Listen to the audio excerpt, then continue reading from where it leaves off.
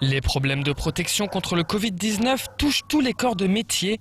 En effet, on en parle peu, mais les pompes funèbres, les plus en contact avec les corps des défunts, font face à des directives de plus en plus fortes. En particulier aujourd'hui, où le premier décès dû au coronavirus a eu lieu à Mayotte.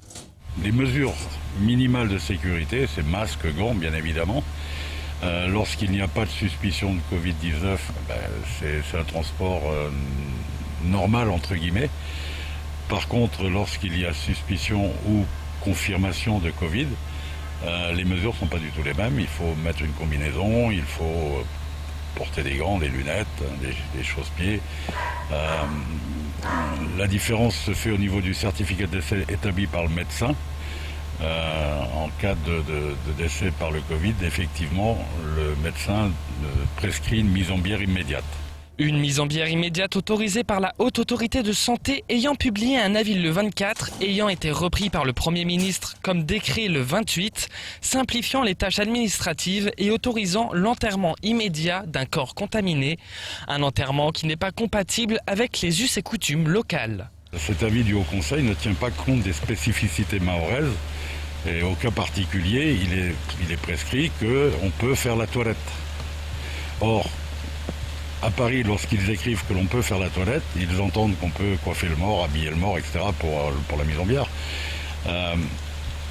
Ici, quand on parle de toilette, on parle de toilette musulmane, selon la religion, les règles et les us et coutumes locales. Ça, c'est pas possible. La mise en bière immédiate ne permet pas de conserver le corps à la morgue du CHM parce que le frigo de 2 places est trop petit, les cercueils ne rentrent pas. Et il n'a que 2 places. Si on mettait un corps sans cercueil dans cette morgue, d'une personne décédée du Covid-19, effectivement, on mettrait en péril tout le process des autres familles touchées par le deuil. En effet, les corps seraient une passerelle pour le virus et donc une nouvelle source de contamination.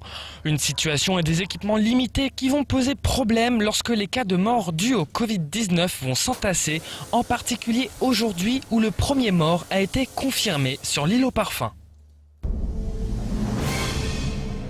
Les banques ont un rôle prépondérant à jouer dans cette crise sanitaire sans précédent.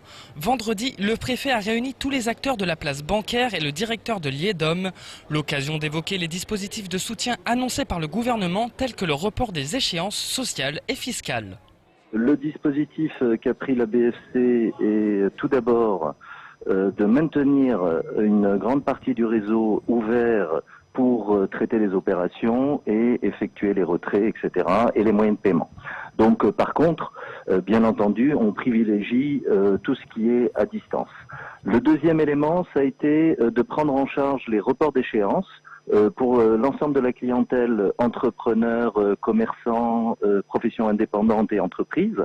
Mais nous avons également élargi au niveau de la BFC vis-à-vis de la clientèle de particuliers qui seraient affectés par cette crise d'une manière ou d'une autre au niveau de leurs revenus. Et de ce fait, on a décidé aussi de reporter les échéances pour les particuliers qui étaient impactés. Il faudra attendre encore quelques jours pour que le dispositif soit mis en place. En attendant, l'inquiétude grandit du côté des chefs d'entreprise. Les restaurateurs, par exemple, se retrouvent dans une situation où il sera bien difficile de payer les salariés. Aujourd'hui, 70% de mes collègues que j'ai pu contacter m'ont dit très clairement, Bruno, sur le mois de mars, on ne pourra pas payer les salaires. On n'a pas la trésorerie, on n'avait pas prévu ça. C'est arrivé très vite. On nous a fait fermer rapidement. Aujourd'hui, il faut savoir que cette période, c'est une période vraiment de stress pour les chefs d'entreprise. Le ministre de l'économie et des finances a dévoilé un dispositif de prêt garant par l'État qui doit permettre à l'ensemble des entreprises de bénéficier d'un prêt de trésorerie garant par l'État auprès des banques privées. Le problème, c'est la trésorerie, mais le prêt, le PGE, prêt garanti par l'État, a pour vocation justement de permettre d'obtenir de la trésorerie très rapidement avec une garantie d'État de 90% sur ce prêt et 12 mois de franchise totale qui permet à l'entreprise de se remettre à flot et de rebondir après la crise qui, j'espère, s'arrêtera dans quelques semaines. Les banques ont décidé de faire ces 12 mois à 0%. La BFC accorde un prêt à 0% pour 12 mois. Après, le client, en fonction de sa trésorerie et de sa situation dans un an, une fois qu'il aura rebondi économiquement, il choisira pour le rembourser entre 1 année et 5 ans. Jusqu'au 31 décembre prochain, l'État pourra garantir jusqu'à 3 mois du chiffre d'affaires de l'entreprise ou 2 années de masse salariale pour les entreprises innovantes ou créées depuis le 1er janvier 2019. Aucun remboursement ne sera exigé la première année. Les banques de Mayotte proposeront ce dispositif aux entreprises locales en lien avec la BPI. Depuis le début du confinement, elle est contrainte de rester chez elle avec ses triplés. Fatima est femme de ménage à domicile. Elle est payée à l'heure et se demande comment elle sera indemnisée ce mois-ci. Est-ce qu'on ne va pas avoir notre paye comme d'habitude? Je ne sais pas, je suis inquiète comme toutes les personnes qui sont femmes de ménage comme moi. Plus de 3 millions de personnes emploient chaque mois un salarié. Pour du ménage, de la garde d'enfants, des cours, du jardinage ou des menus travaux. Avec le confinement, le recours à ces services s'est raréfié. Alors comment les employés à domicile vont-ils être indemnisés? 2 solutions. La première, faire une déclaration classique. L'employé touchera donc l'intégralité de son salaire. L'employeur, lui, bénéficiera comme d'habitude du crédit d'impôt. C'est l'option choisie par une des employeurs de Fatima. Elle m'a appelé tout à l'heure, elle m'a envoyé un message en disant qu'elle allait me faire un virement pour me payer le mois complet, comme quand on travaille normalement. Deuxième possibilité, une déclaration de chômage partiel. Les employeurs peuvent déclarer et rémunérer normalement les heures faites au mois de mars. Et ensuite, ils peuvent indiquer les heures prévues, mais non travaillées sur un formulaire, disponible en ligne dès aujourd'hui sur les sites du CESU ou Page Emploi. Ces heures prévues mais non travaillées seront payées par l'employeur et remboursées par l'État à hauteur de 80%. Pour les 20% restants, le choix est laissé aux particuliers. Nous préconisons de considérer que les 20% qui ne seront pas remboursés, eh bien, c'est finalement un don de solidarité, un peu comme on ferait les étrennes à la fin de l'année au mois de décembre. Il est important de maintenir une solidarité avec nos salariés en ce moment si difficile aussi pour eux. Plus d'1 million de personnes travaillent chaque mois au domicile d'un particulier. Une bonne nouvelle, la Direction générale des douanes a demandé et obtenu de l'Union européenne la mise en œuvre d'un dispositif réglementaire tout à fait exceptionnel permettant l'admission en franchise de marchandises destinées à être distribuées ou mises gratuitement à la disposition des personnes contaminées ou suspectées d'être contaminées par le Covid-19, ainsi que des marchandises destinées aux unités de secours pour couvrir leurs besoins pendant la durée de leur intervention. Concrètement, de quoi s'agit-il? Eh bien, il s'agit principalement de matériel sanitaire, notamment des trousses d'essai, des tests de kits, des instruments et appareils ou vêtements de protection, articles similaires, des médicaments et des dispositifs médicaux, des désinfectants destinés aux personnes contaminées ou susceptibles de l'être. Donc pas d'octroi de mer sur ces produits-là, c'est bien ça? Alors ces produits seront admis en franchise totale de tout droit, taxes douanières et d'octroi de mer.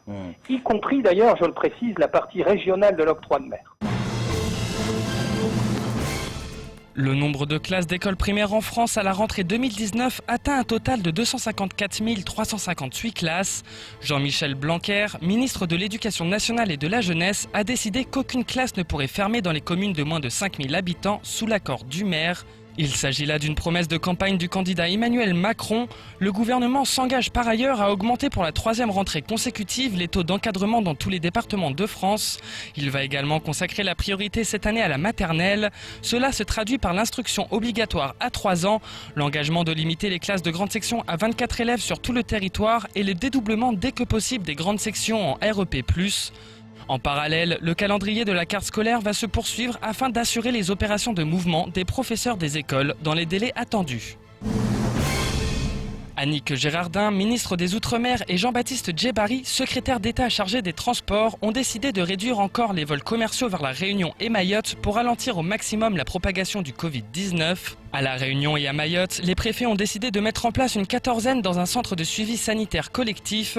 Pour sa part, le gouvernement a décidé de réduire à 3 vols par semaine le nombre de vols commerciaux entre Paris et La Réunion, contre plus de 30 en temps normal. Par ailleurs, tous les vols commerciaux à partir ou vers Mayotte sont suspendus.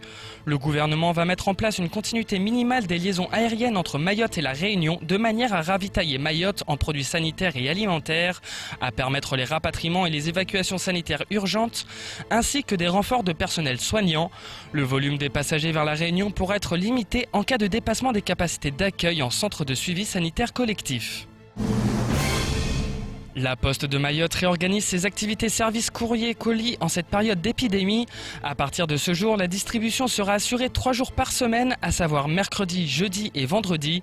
Pour garantir la livraison à domicile des lettres recommandées et colis, les process clients sont modifiés. Les échanges de SMS remplaceront les signatures sur smartphone pour éviter tout contact et déplacement du client. Message du facteur « J'ai un colis ou une lettre recommandée à vous remettre contre signature ». Avec les consignes liées au coronavirus, m'autorisez-vous à déposer dans votre boîte aux lettres votre colis ou lettre recommandée. J'attends un retour SMS de votre part pour confirmation. Merci.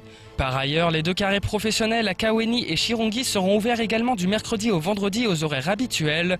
La Poste rappelle que les déplacements en bureau ne doivent être faits que s'ils sont strictement nécessaires et que de nombreux services sont accessibles à distance. Beaucoup de personnes ont pu voir ces dernières semaines des messages sur les réseaux sociaux pour la confection de masques de protection en 3 dimensions. Adrien a décidé d'exporter cette pratique sur Mayotte pour aider au manque de masques de protection et mettre à contribution les imprimantes 3D de l'île au parfum, souvent inactives en cette période de confinement. Des masques avec plusieurs avantages. Contrairement aux masques en tissu qui ont été fabriqués, les masques avec les visières en plastique, ça permet en fait de pouvoir les réutiliser après un lavage. Et c'est des masques en plus qui protègent non seulement la bouche, mais en plus les yeux. Et sur Internet, on a vu que Guadeloupe et la Martinique étaient à l'initiative de ça aussi. La Réunion le faisait, et partout ailleurs sur la planète finalement. Donc je me suis dit qu'il y aurait peut-être une carte à jouer aussi à Mayotte. Une initiative qui pourra aider les personnes encore sur le terrain aujourd'hui. En prime, ces masques sont très facilement fabricables. En effet, ils sont composés d'une visière en plastique souple et d'une pièce imprimée en 3 dimensions. C'est super simple. Une imprimante même pas forcément ultra performante va être en mesure d'imprimer un modèle très simple. Ça a été optimisé au fil des jours. Chaque jour, il y a une nouvelle version des masques qui sort pour pouvoir être imprimé plus rapidement, avec moins de ressources et avec le moins d'erreurs possible.